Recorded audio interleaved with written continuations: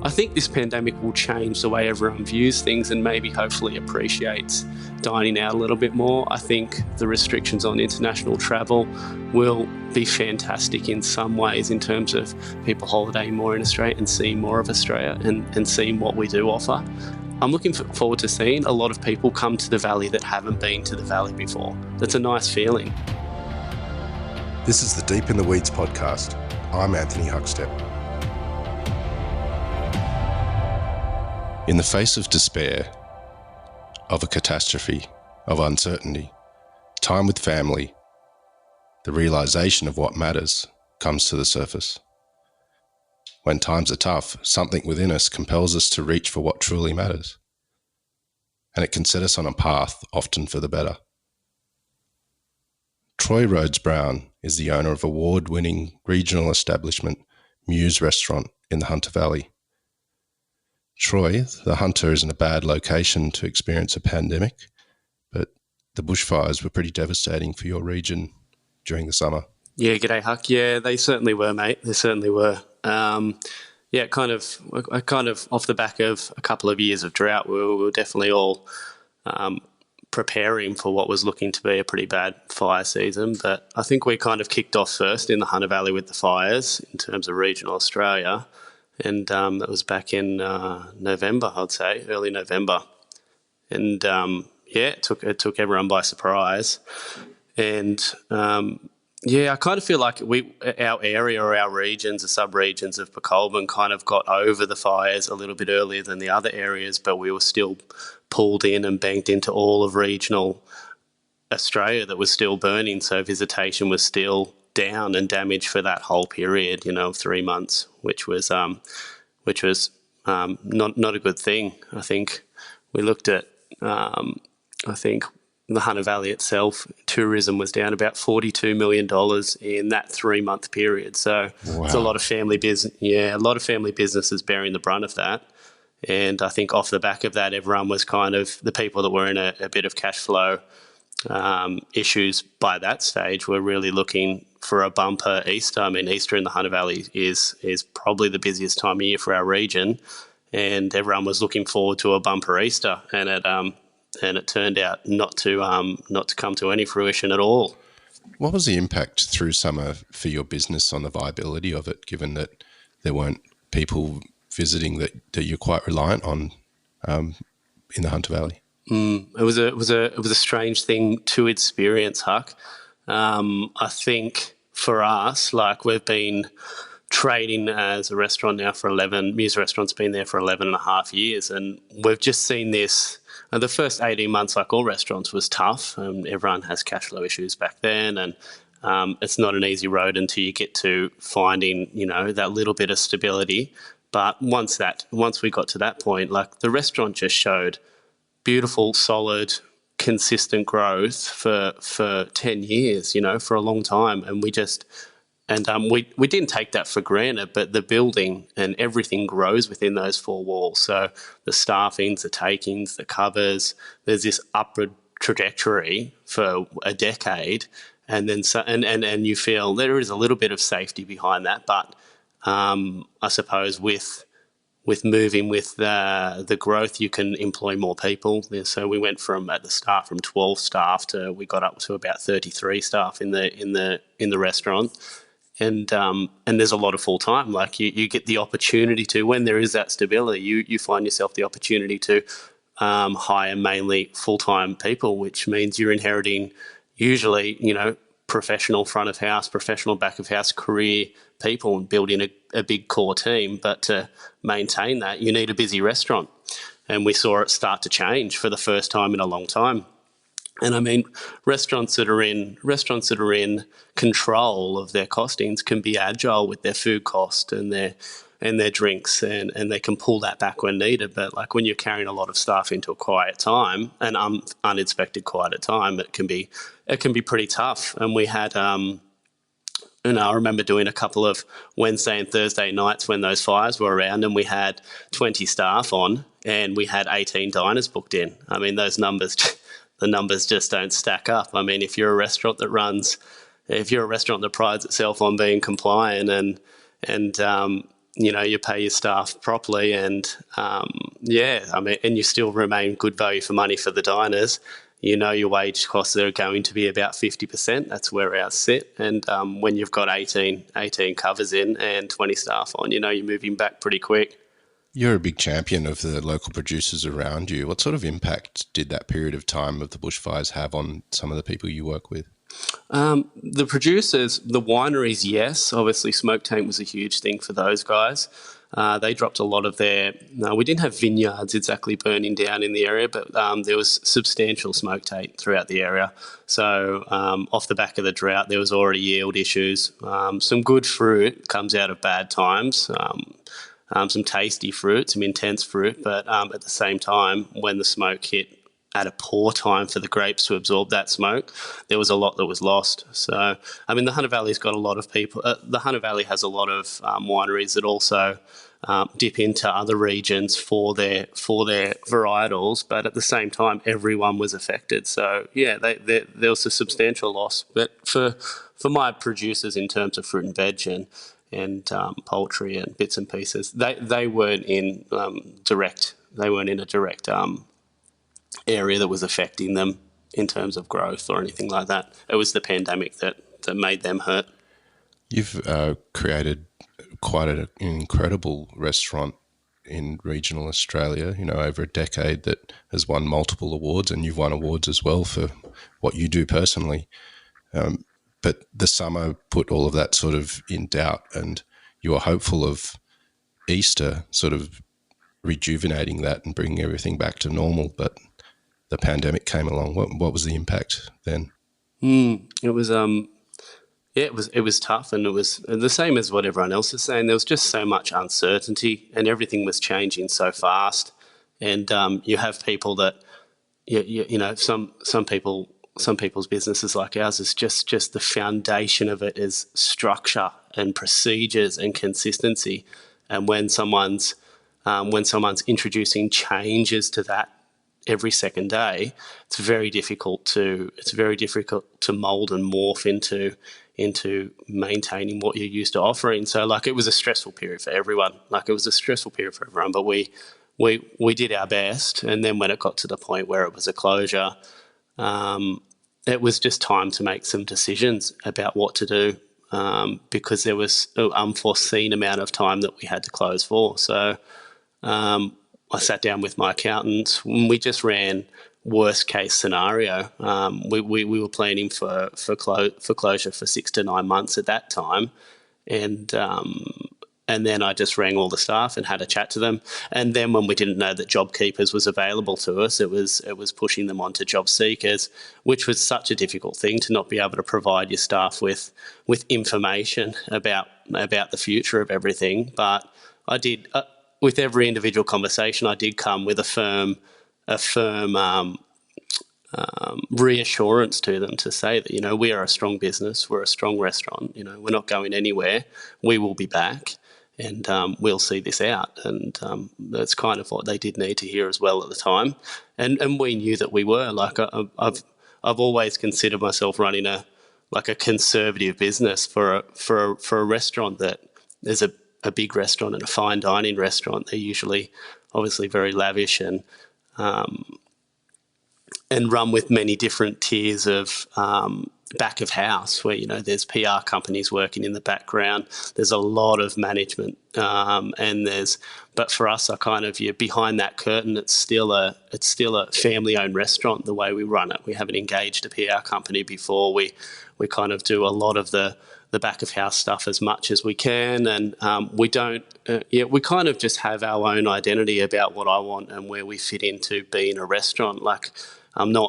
Muse isn't a restaurant where we have a caviar and lobster garrote table, or we're not your regular midweek diner. We're a special occasion restaurant, but we just run it how we see fit, and it's a conservative way to do so, and it probably fared us reasonably well coming into this. I think for me, when we first opened Muse, the cash flow issues that we did have at the start, that was very stressful for me. That sent a 25-year-old man grey almost, and I never wanted to go. I never wanted to go back there. So I think I was putting procedures in place back then. Everyone says you make mistakes in business, and along the way, and you learn from them. And the truth behind that is so powerful. You have to learn. You have to learn from those mistakes. And cash flow is a big thing for restaurants. And when you're looking at something so unforeseen and a complete closure, if you're spending money that's not yours, then you're going to find yourself in deficit super quick. So I've always put money aside that's not mine. So this perfect storm where customers pay in full on the night. They pay for their wine, they pay for their steak, they pay for everything. And then you have the opportunity to have a 120-day account with your winery. With the wine, you have an 80-day account with your meat supply. You don't pay your business activity statement for 6 months, and you can put yourself in a position where you've got this little blue pill of confidence in terms of money in the bank, and you go and spend it. But it's not yours. Like we always put and you're like a holiday annual leave account. It's there. A BAS account. It's there. As soon as the money comes in, it goes to those accounts, and then it's not mine. And then we have a rainy day account where something comes in. But I mean, there's not many restaurants out there that have a rainy day account that can last 6 to 9 months either. So in that term, I'm very grateful that they brought in JobKeepers, and we've managed to open up a lot sooner than what people were expecting. You say that you run a pretty conservative business, and it sounds like you are all on top of everything with your business, much more than a lot of operators out there. But there's certainly nothing conservative about what you offer in the restaurant. It's, if anything, could hold its own in Sydney and Melbourne against the very best. But you're in a little regional town. Can you tell us a bit about Muse Restaurant and the food you do there, because it is quite extraordinary. I think it's a reflection of what we wanted to offer as a restaurant, as that's the reason why people do open restaurants. You have a clear passion and desire to want to produce something to make people feel a certain way, and when you get the opportunity to open your own place, it's a powerful thing to be able to represent that. And there's growth in that does evolve and change. But you start to develop relationships, and I was already working in the area, so local producers and local produce became really important to me. And it just grows. Like, God, there's a whole part of that grows organically in reflection to who you are, and then who your core team are as well. Like, if you've got a restaurant manager that's been with you for 8 years, and your head chef that's been with you for 6 years, those people and their input becomes like a part of the tapestry of your business as well. Like, it's all ingrained. And if the values behind that are good as well, then you're insured to hopefully have a good business for a long time. But look, we're a restaurant that wants to provide something special, wants to provide an experience that's reflective of good times and memories, but also the underlying values of it is we're supporting local and we're serving good food. It's interesting. It's not. I wouldn't say it's like cutting edge. The most provocative cuisine going on. That's not us, but like, we are different. But I think we just do our own thing. We look within our four walls. We look what's around us, and we have a lot of people, not just producers and suppliers of the area. We just have a lot of people who live on land around here that are great diners, that have big kumquat trees and big mulberry trees and citrus groves, and we get to visit those places, and your menu starts to reflect those seasons of people ringing up and saying, "Hey, I've got 2 utefuls of ruby grapefruits," and we're like, "Yeah, great, we'll come and pick them." And they're amazing, but like, how do you use 2 ute trays full of ruby grapefruit? It's like, it's going on the menu immediately, and you're going to find a way to put it on there. So I think if there's an ingredient that's getting used in a lot of restaurants at a time, like, we don't really look at that too much. We kind of just do what we can get as well, like in our area. When the decision was handed down and you had to close the restaurant, did you ever entertain the thought of doing takeaway? And what have you done in this period while the restaurant was closed? I took a big breath. I took a big breath when we got closed down. Like after calling all of the staff and having a chat to everyone, and then having a chat to the accountants, I felt like it just didn't feel right. Huh? It just didn't feel right to do. And I know every restaurant and every location and situation was different, and some people did some amazing stuff and were able to flip a restaurant in 2 weeks, and I find that incredible. But that just wasn't me, and it just didn't feel right to be able to put our food in containers and deliver them. And I just didn't think we didn't have the avenue to do so in our area. Like, it is predominantly tourism that we'll be relying on, and there was zero visitation allowed in the area. So our locals that are great supporters of ours, we just don't have enough of them. So we would have burnt that candle pretty quick in about 2 weeks, I think, of sending the locals something from us.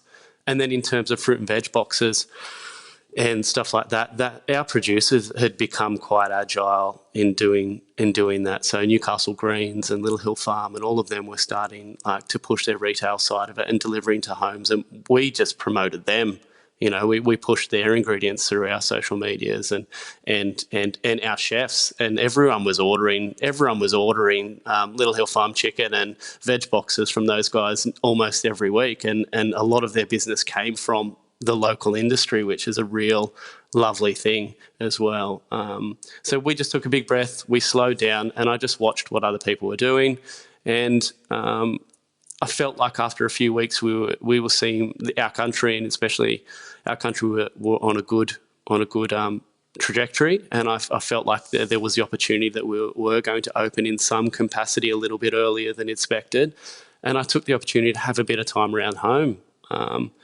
I take a lot of pride in my home, and I work hard around here, and I really enjoy it, but it's kind of those 2-day jobs that you never get a chance to do, and those 3-day jobs, they kind of bank up. So it was a good opportunity for me to do some gardening, some painting, some deck oiling, and a stack of stuff, and time with the kids and camping in the backyard, and had some fun with it as well. Well, and speaking of your kids, you've been doing all sorts of videos on social media, whether it's cooking or club quarantine that I saw one. Can you tell us a bit about that? Yeah, we did have a little bit of spare time on our hands, and my 7-year-old son discovered that there was such thing as TikTok. And I mean, we didn't load anything on TikTok, but we did make our own videos, and we did hold a nightclub here one night, which was a little bit of fun, and some cooking and some stuff in the garden, and it just doesn't seem like I've got enough time to keep that going now that it's back to normal. But no, we had some fun as well. Has that period of time spent with them changed you in this time? It has. I think I kind of probably moved. I moved that perspective and that sacrifice to be spending time with my kids about 2 years ago. So, I mean, the time during isolation accentuated that for sure, but there was already some structure there for me where I was spending more time with the kids, which is it's just so important. And I think finding the right balance to sacrifice between your work and your personal life and time with kids is just so important if you want any longevity in this industry with the night work and the hours. Like, you need to be able to find that balance pretty quick. And 2 or 3 years ago, I made some changes to spend some more time with them. So going into isolation, it was an added bonus to have that extra time. How have you felt about what you do for a living and the restaurant and the region through this period? Do you think it will alter what you deliver to the market moving forward? I think we had a recipe that kind of works. I mean, restaurants are so hard, and there's so much. We all know the margins are so small, and very, very little room for mistake.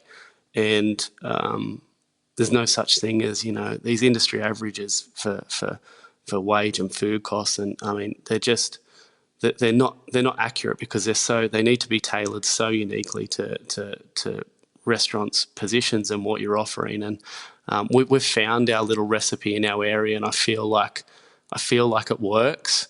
It's never gonna make me a multi-millionaire, Huck, but it's gonna make it makes a good restaurant with longevity and supports staff and producers. So like, if I make changes to it, I would make tweaks, and it will always constantly evolve gently, which is how it always has done. We may look at changing some hours, some operational hours, and may look at we're looking at building a small bar area off the side of the restaurant as well in the future. But no big structural changes, and no, I think it will change. I think this pandemic will change the way everyone views things and maybe hopefully appreciates dining out a little bit more. I think the restrictions on international travel will be fantastic in some ways in terms of people holidaying more in Australia and seeing more of Australia and seeing what we do offer. So there's some positives. I think there's a little bit of a honeymoon period to come in terms of visitation to these regional areas. But yeah, I wouldn't say, it's still a little bit hard to comment on. I think over the next 12 months we will see a bit of a honeymoon period, which I'm looking forward to seeing. I'm looking forward to seeing a lot of people come to the valley that haven't been to the valley before. That's a nice feeling. Like, it's a nice feeling to know that there's new customers coming to the area, but it's hard to say for the long term. How are you feeling about having the town full? Do you have concerns given that there's the outbreaks that are happening in Victoria and the fact that there are still cases being named? Do you have concern about having a lot of people in town, or do you think that things will be okay as we move forward? I think there is a big buzz in the Hunter Valley. I mean, the guys who hold the portfolios for stays around here, they're at capacity every weekend. It's like Elton John's in the Hunter Valley every week at the moment. It's just, the place is packed. But at the same time, like, we're a big open space. These people are in private houses and luxury accommodations around the valley, and when they come to restaurants and they come to cellar doors, they're coming under strict adherence for the COVID. Where we've got a massive dining room space and PDR and a foyer, and the kitchen space is huge. We've got a huge venue at Muse, and we can fit 56 people in there. So yeah, I think it's the way that the restaurants and the cellar doors have had to restructure. It does feel safe, and New South Wales feels good at the moment. So we are in a good spot, but let's not take it for granted, and hopefully everyone remains everyone remains astute and focused on the end game and controlling it. Well, some of the challenges of being a special occasion restaurant in the country, which attracts a lot of clientele that perhaps are visiting the region that may have never experienced the restaurant before, or with different perceptions of value. How do you approach pleasing everyone that comes through the door? That it's you're not relying on as a local trade as much as perhaps some restaurants. Yeah, that's a really good question. We I felt like when we first opened, we kind of put a few things in place where it was like, no matter what we offer, it needs to be like the importance of it reflecting value for money, and over delivering on that was super important. And that's hospitality. I mean, and that is hospitality. But I think we really pushed that, and and subsequently we probably underpinned our price point for far too long. But that was maybe a good thing in building the bones to it. But I feel like we're a great value for money restaurant, and the team that we've naturally built over this time are so focused on wanting to provide that special occasion, and that's what we feed off. So like, it's not a new thing for us. We give these complimentary birthday or anniversary cakes, and we did 75 of them last week individually going out in the dining room. We love it. I can't stop it. When I see one of them leaving the kitchen, it's this little wattle seed sponge with chocolate mousse and like a little mandarin cream icing on it at the moment. But when that leaves the kitchen, I kind of stop on the mains bench just to watch that go out, because that's what I feed off. When I see that little surprise going down on table 12, like, you feed off that. That's why you're there. It's a good reminder why we do it. And I think, it's like nothing changes in the way that we view that moving forward. And I think as long as customers, when they come in, feel that passion and feel that occasion that they're out to celebrate, and if we can home that experience and make that feel personal for them, that's what we need to continue to focus on moving forward. Having service staff that are capable of delivering an experience at a level, but also being personalising that is ultra important. The Hunter Valley is known for its wines, which you've briefly touched on. Why do you love the region? I grew up in Lake Macquarie, so it's just near Newcastle, about 15, 20 minutes from Newcastle. And I started chefing down there at an old Italian restaurant when I was 16. And everyone was talking about, if you were interested in furthering your career in cooking, everyone was talking about the Hunter Valley back then in early 2000s. And everyone was talking about Robert's Restaurant and Robert Molinez and Shaky Tables at the time. Yes. And it was about a 45-minute drive, it was a little bit further. It was about an hour drive from where I was living.